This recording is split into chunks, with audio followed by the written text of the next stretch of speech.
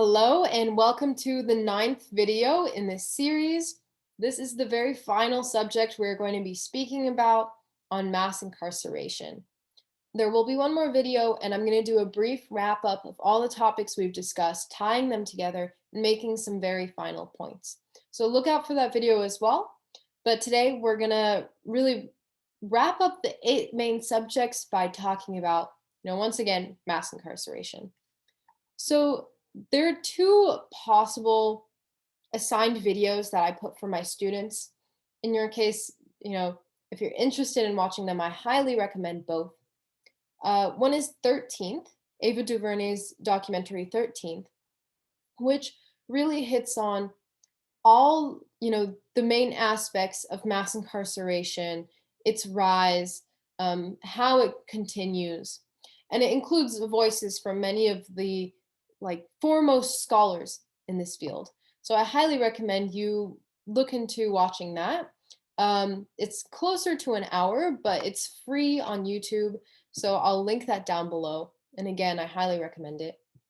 Otherwise, there is also a talk by Michelle Alexander on her book, The New Jim Crow, where she speaks more to her scholarly work and research, but also does a fantastic job of talking about this subject. I'm going to briefly review what she mentions in that talk, and then throughout the lecture, I'm going to touch on some of the points made in 13th. So you can skip over them if you want, but I really recommend you do watch either one. They're both fantastic kind of documents of what's going on right now. So I'm going to begin sharing my screen and do that recap I mentioned of the new Jim Crow. All right. So Michelle Alexander explains in her talk the origins of mass incarceration and the war on drugs, which really begins starting in the 70s. So mass incarceration begins as a part of the Southern strategy to bring poor whites back into the Republican Party. So at this point, it's after the civil rights movement. And, in order to incentivize poor white Americans to come back, they say, we promise to get tough on crime and launch, more or less, the war on drugs. This is, essentially a racially coded promise to those Americans that they will subjugate Black communities who had been fighting for their rights in the civil rights movement. But I want to, emphasize one important thing that she mentions is that this occurs also at a key moment in the economic history. This is at the period that industry in the United States is either being automated or it's being moved abroad into those countries where I mentioned due to neoliberal policies, due to neocolonial institutions, cheap labor is now being found. So domestic Black cheap labor is no longer needed.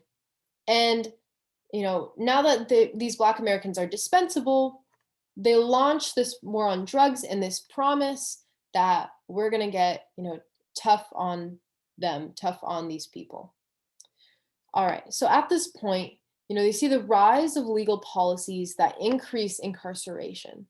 So harsher sentences on drug crimes, rewarding the police based on the sheer number of people that they bring in, allowing search and seizure without reason, and it goes on and on. The prison population at this point quadruples in just 3 decades.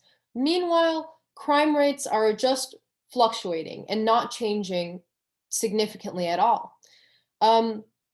So we really see the incarceration rate does not link up at all to the crime rates, nor does it link up to the racial aspect of it. So Michelle Alexander emphasizes that drug-related crime rates are, constant across race between Black Americans and white Americans, all races.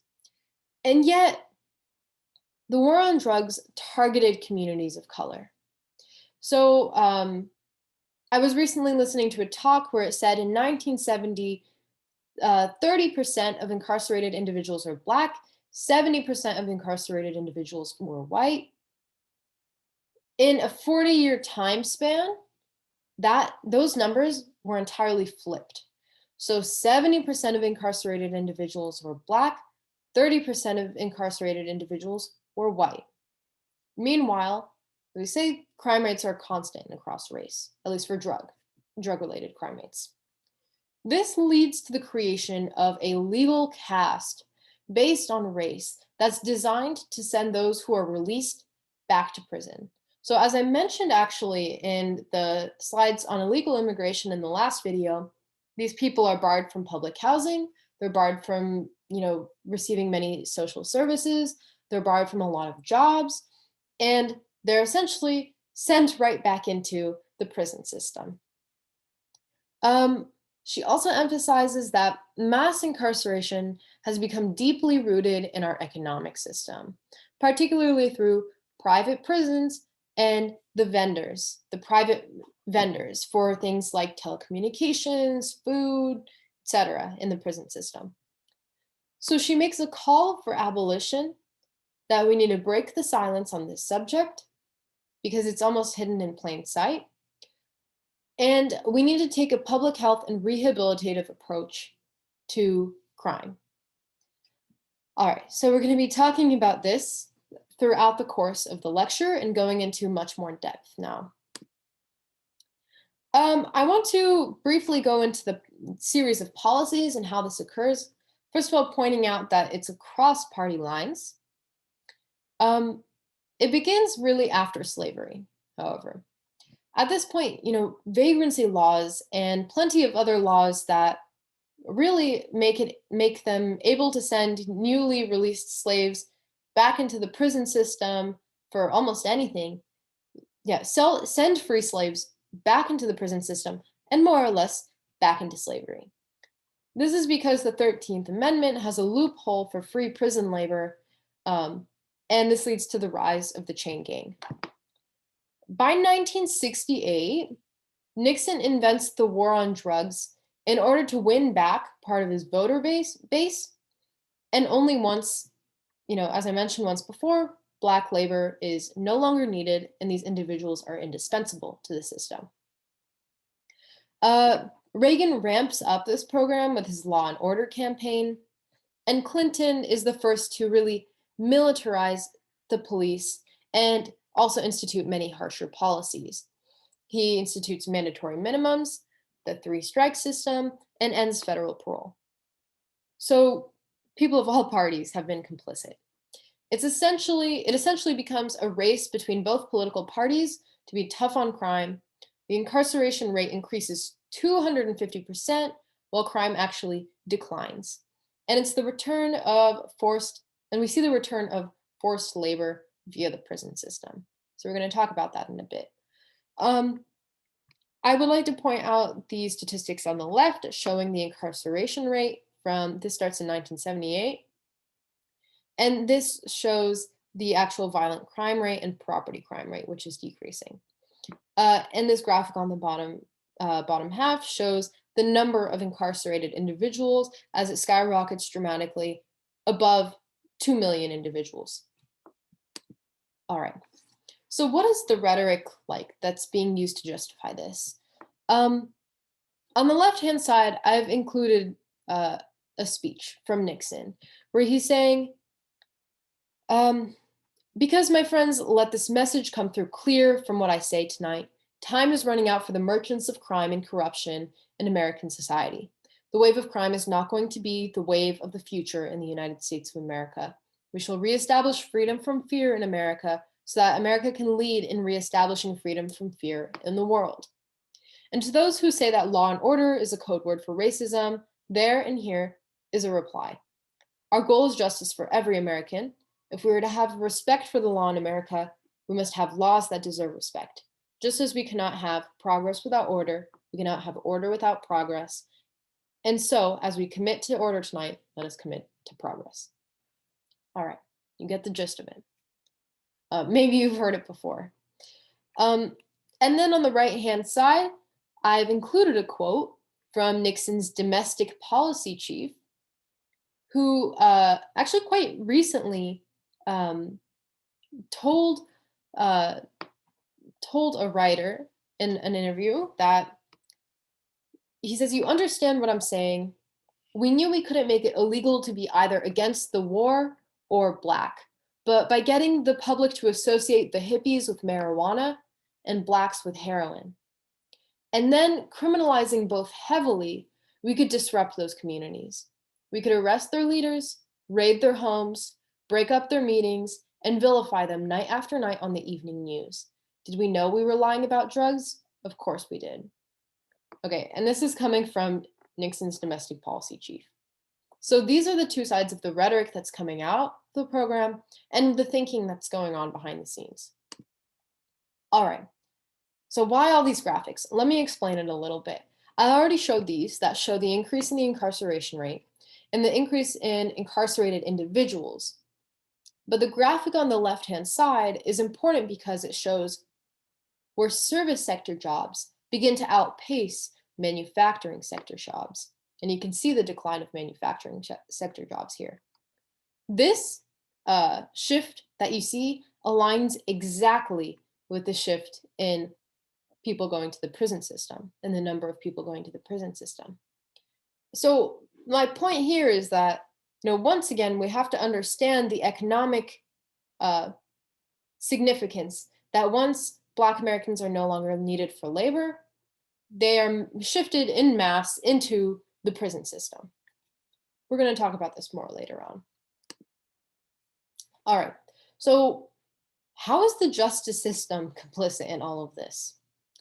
And I think let's read this quote because I think it answers that to a good extent. "Guilty pleas have replaced trials for a very simple reason. Individuals who choose to exercise their Sixth Amendment right to trial face exponentially higher sentences if they invoke the right to trial and lose. This trial penalty is now so severe and pervasive that it has virtually eliminated the constitutional right to trial." This is from the National Association of Criminal Defense Lawyers. So, under mass incarceration, if every single person goes to trial, the justice system would be completely overburdened. So, plea bargains have been used as an incentive to get people to skip the trial system. And 97% of cases are plea bargains. So going to trial has essentially been made into a punishment. You risk getting a mandatory minimum, you risk going to jail during the pre-trial period, and a number of other consequences. So for example, you risk imprisonment if you can't meet bail. And 70% of all people who are actually sent to prison are in their pre-trial period. Additionally, there's been statistics that show plea bargains are actually harsher on people of color. And it means that many innocent people end up with a criminal record, and as a part of that secondary legal class that's now barred from many institutions and rights of being an American citizen. All right. So now let's talk about the economic effects. So beginning with government spending. It's been seen that while spending on welfare has declined gradually over time, increasing on spending on law and order has increased also actually more dramatically over time. This, shows that rather than transforming into a welfare state, we have transformed into a carceral state with a large proportion of our population part of this system and a large portion of our government funding going towards prisons and the police. We are going to talk about this a little bit more as well, but it's important to note that instead of using welfare to support people who became unemployed or lost their jobs as manufacturing went abroad, these people were just funneled into the prison system.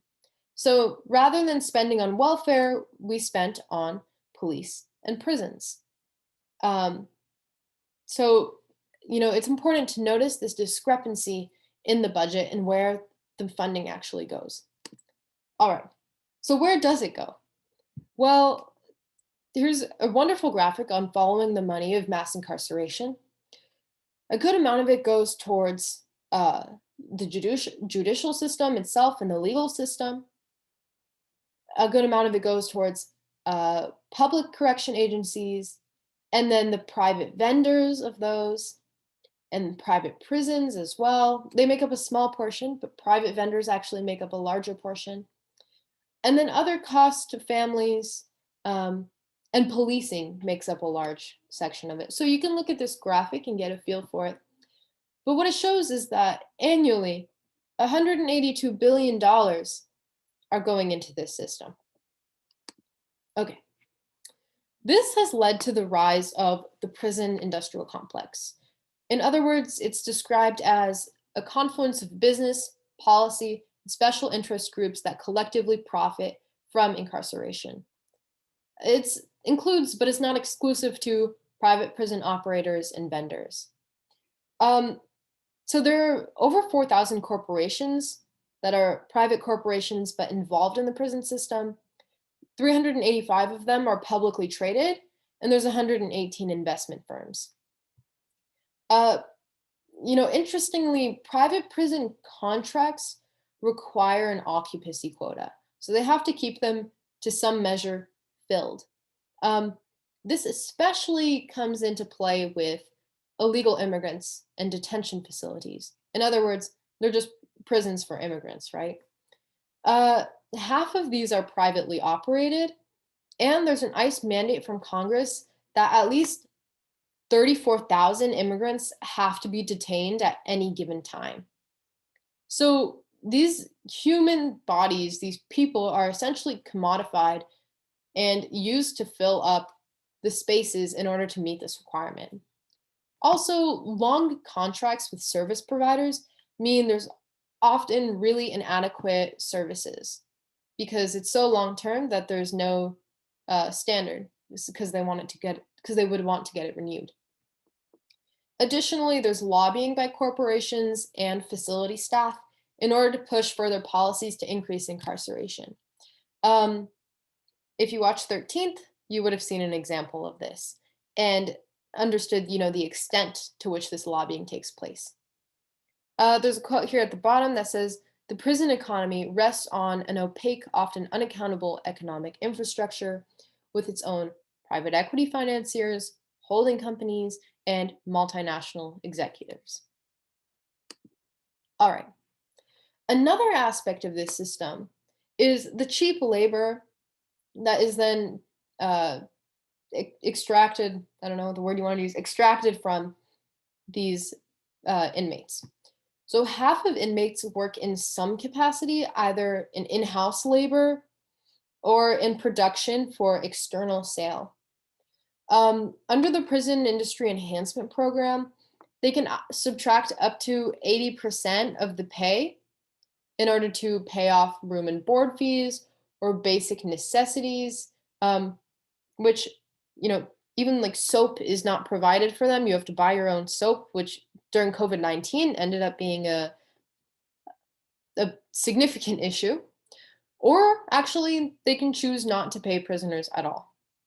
So another aspect of this is if you refuse to work, or if you advocate for better conditions in your work, you can face punishment, either solitary confinement or you can be prevented from reducing your prison sentence. Some would say there's a benefit. One is a sense of productivity or the ability to pay off fees. But, this kind of brushes over the fact that it's an inherently flawed system to begin with, for people to feel forced or for people to have such low wages that are then taken away from them. Okay. One quote on cheap labor says, "For private prison business, prison labor is like a pot of gold. No strikes, no union organizing, no health benefits, unemployment insurance, or workers' compensation to pay, no language barriers as in foreign markets. New Leviathan prisons are being built on thousands of eerie acres of factories inside the walls. Prisoners do data entry for Chevron, make telephone reservations for TWA, raise hogs, shovel manure, make circuit boards, limousines, waterbeds, and lingerie for Victoria's Secret, all at the fraction of the cost of free labor. All right. So what is the economic effect on people who go through this system? Well, first, let's look at income. This is the normal distribution of income for non-incarcerated people. 50% make over $31,000 about. This is the income distribution for formerly incarcerated people. Just 20% make over $31,000. Majority make less than that, and about 37% make less than $9,000 a year. So you see a vastly different income distribution. Additionally, unemployment is significantly higher for these people. Before the financial crisis, when unemployment was just around 5%, for formerly incarcerated people, unemployment was around 27%. So there's a significant economic effect for these people. All right, so I'd like to show a video to kind of frame our discussion that we're going to have. See if I can get it to load. Okay. We have learned how to forget about prisons, even if they're in our own neighborhoods, even if we have relatives and friends in prison. We don't know how to talk about it. We don't integrate ideas about what is going on in these places in our daily conversation. We don't teach about the prison system. It's almost as if what this society does, first of all, is gets rid of the people who have the problems. The idea is just send them to prison, throw them away, get rid of them. And if you get rid of them, then we don't have to think about them. And if we don't have to think about them, then we don't have to think about the problems that they have. Now, why this incredible increase in the need for prisons? Why this focus on crime? Well, we're surrounded by crime. You know, most of us are extremely afraid of crime, right? Am I right? I mean, we're surrounded by it. And I'm not going to suggest that there isn't real crime that is being, there's a lot of real crime, and not only the people who are represented as criminals are the ones responsible for that crime. I mean, we can talk about corporate crime as well. And we can talk about crimes against the environment that will affect generations to come. But of course, these people generally only pay fines if they do that, right? They're not considered criminal. All right, and I'm going to reiterate actually with a quote from her, from Angela Davis. Imprisonment has become the response of first resort to far too many of the social problems that burden people who are ensconced in poverty. These problems often are veiled by being conveniently grouped together under the category of crime and by the automatic attribution of criminal behavior to people of color. Homelessness, unemployment, drug addiction, mental illness, and illiteracy are only a few of the problems that disappear from public view when the human beings contending with them are relegated to cages. Prisons thus perform a feat of magic, or rather the people who continually vote in new prison bonds and tacitly assent to a proliferating network of prisons and jails have been tricked into believing in the magic of imprisonment. But prisons do not disappear problems, they disappear human beings. And the practice of disappearing vast numbers of people from poor, immigrant, and racially marginalized communities has literally become big business. All right. So I'm actually going to skip over the discussion of racial capitalism because I think I'm going to move it to the next video. But so let's transition into the discussion. We're now reaching a point where more and more people are recognizing the faults with the system of mass incarceration. And some are proposing, defunding the police, as in taking funding away from the carceral state and moving it towards a welfare state, investing in communities that have these problems that are associated with poverty. Others propose abolition. So, what is abolition? Activist Joseph Capehart says abolition is working to create the conditions where police and prisons are not needed in our society in the first place, right? So, what this, it's important to note, right, that uh, Michelle Alexander associates criminal behavior, or what is described as criminal behavior, with the rise of unemployment, and that these two are linked together. So we have to start to question, how can we eliminate the necessity for these, these large systems of police and prisons in the first place? What can we do to alleviate that need, just to begin with? So that's the question I pose here. How does the call, yeah, so I want to say, what steps have to be taken to move towards a future of abolition? Um, and I skipped over the video on racial capitalism, so I don't think these questions are going to really make a lot of sense in this discussion. But I also raise a question of, how does the call for abolition challenge our economic model of racial capitalism? In other words, how does it challenge a capitalist system in which people of color are continuously subjugated in order to, be exploitable labor? But feel free to just focus on the third question, because I did skip over that video. But I'll talk more about racial capitalism probably in the next video. So I'm going to stop my video here. All right.